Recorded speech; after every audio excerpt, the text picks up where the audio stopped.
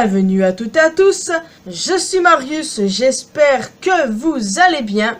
Vous savez pourquoi je suis là, bien évidemment, nous allons parler du dernier chapitre de One Piece. Et comme toujours, il y a pas mal de choses à en tirer.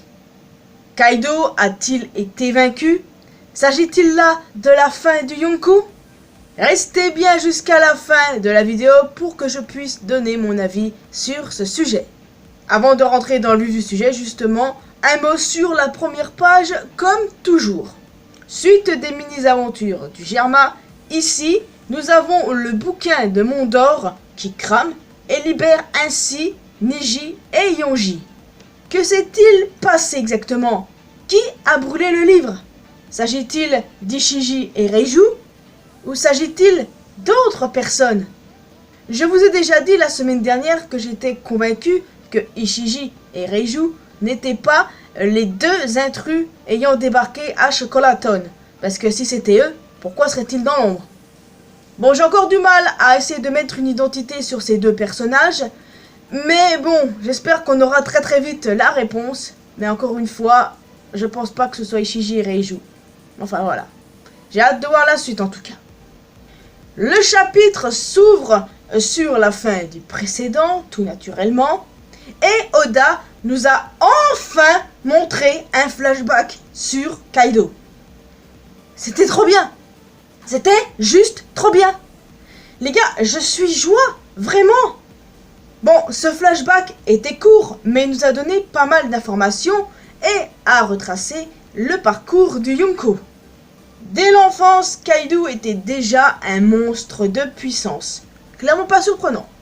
Mais surtout, il a été une monnaie d'échange pour que le royaume où il était, puisse participer à la rêverie. Voilà comment les pays obtiennent leur place. C'est du beau. Bravo le gouvernement. Bravo. Pas surprenant venant d'eux, évidemment. Kaido alternait entre les captures, entre guillemets, et les fuites, et il se rendait juste pour pouvoir manger. En somme, il voyait la marine comme un McDo. Ne rigolez pas les amis, c'est un mème que j'ai vu sur Twitter, ça m'a bien fait marrer. Enfin bon. Ce qui, à mon sens, signifie que Kaido n'a jamais été vaincu. Il se laissait tout naturellement capturer. Ce mec est tellement puissant, je l'adore. Très clairement, c'est mon Yonko préféré, je peux vous le dire. Et franchement, il est clairement devenu mon Anta préféré de One Piece. Anta, c'est l'abréviation pour antagoniste. Mais bon, voilà, je tiens juste à le préciser, on sait jamais. La fin du flashback nous montre Kaido dire à King que celui qui le vaincra, c'est Joy Boy. Alors déjà, ça, c'est super cool, mais vraiment super cool. Parce que King, me semble-t-il, plusieurs chapitres en arrière, était convaincu que Kaido était Joy Boy. Et quant à Kaido, voilà. Et j'adore ce mec. Et puis j'adore King, sérieusement, ce mec a tellement le flow. Enfin bon, voilà. Vous avez compris, je vais arrêter de fangirler. Les 7 défaites de l'empereur, c'était durant sa jeunesse. 70 millions de berries pour un gamin de 13 ans qui défonçait des navires de la marine et se rendait à chaque fois qu'il avait envie d'aller au McDo. Et que à 15 ans, il a été recruté par les Pirates Rocks. Ce type mérite clairement sa réputation de monstre de puissance. Aucun doute là-dessus. Et pendant ce temps-là, on a le dernier membre du CP0 qui fuit et va aller directement faire sa poucave. Va mon ami, va faire ta poucave. Grâce à toi, Luffy aura une toute nouvelle prime et ça c'est cool. Merci. D'ailleurs, nous avons eu un gros plan sur la tête d'Orochi. Ce qui laisse penser qu'il n'est peut-être pas mort, comme je vous le disais dans ma review précédente. Ouais, je vais pas revenir là-dessus parce que j'en ai assez parlé d'après moi. Mais bon, voilà, vous avez saisi l'idée. Et puis, bon, si vous regardez mes vidéos, vous avez compris. Par contre, l'eau s'engouffre partout, éteignant tout sur son passage, y compris les nuages de flammes de Kaido, ce qui provoque la chute de l'île. Et même s'il a fini à terre, Momonosuke va se relever et retarder la chute imminente de l'île, le temps que tout le monde puisse évacuer. Après tout, c'est son rôle.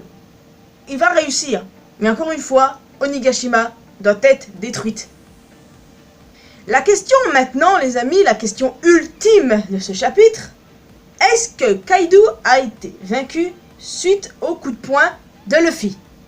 Tout est possible, mais on sait que Oda avait dit que Luffy ne pourrait pas vaincre Kaido avec juste un coup de poing assez fort. Ici, ce n'est pas le point qui a été fort, mais son haki. Parce que comme l'a dit Kaido dans un précédent chapitre, rien ne surpasse le haki. Franchement, ces pages sont stylées, j'adore. Mais très clairement, est-ce que tout ça signifie réellement la défaite de Kaido? Personnellement, de mon point de vue, j'ai tendance à penser que non. Non, que ce n'est pas la fin de Kaido. Parce qu'après tout, ça reste un coup de poing. Un coup de poing fort, très fort. Mais ça reste un coup de poing. Et Oda a dit que Kaido ne sera pas vaincu comme ça. Donc, il va se relever à mon avis. Parce que quand Oda dit un truc, généralement il s'y tient. Donc voilà. Alors j'ignore comment Luffy arrivera à le vaincre s'il n'est pas à terre ici. Mais en tout cas, j'ai super hâte de le découvrir. Et je vous l'ai dit, le combat pourrait s'arrêter entre le chapitre 1050 et 1055.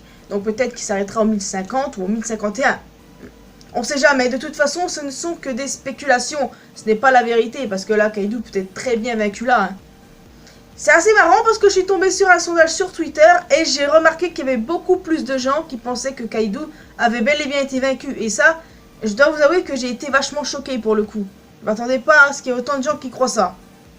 Mais encore une fois, je peux me planter sur de nombreuses choses. Après tout, je ne détiens pas la vérité ultime. Voilà. Tout est possible, hein. Mais là, je n'imagine pas du tout sa défaite. Dans l'immédiat, en tout cas. Il sera vaincu. C'est clair à 100%. Je n'ai aucun doute là-dessus, évidemment.